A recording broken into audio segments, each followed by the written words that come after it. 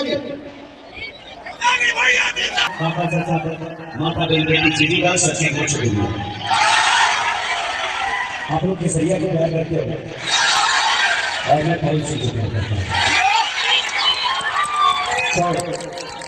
गए हमारे भगवान कि मैंने अपने गरीबी को देखा है, कौन सी जिंदगी गरीबी को देखा। हम कलाकारों की जिंदगी में कभी किसी चीज की नहीं है, न धन की कमी है, न परिवार की कमी है, न शोहरत की कमी है, न नाम की कमी है। अगर कोई कलाकार इतनी सारी व्यवस्था को छोड़ के आपके बीच में आ रहा है तो समझिए कि आपने जो हमें बताया है उसकी रिटर्निंग देने के लिए कौन सी दिया है।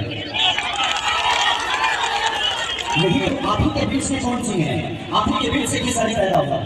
आपके अंदर में पावर है, आपके अंदर में ताकत है कि आप हजारों किसानी पैदा कर सकते हैं, आप हजारों करोड़ पैदा कर सकते हैं। लेकिन आपने किसानी और कौन को नहीं क्यों पैदा किया? क्योंकि आपका विश्वास है किसानी पे, आपका विश्वास कौन सकते हैं।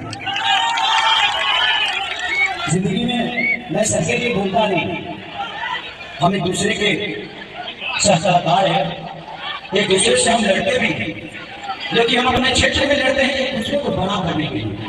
लेकिन जहां हमारे बिहार की विकास की बात आएगी और मेरा भाई अकेला है, ये हो नहीं सकता।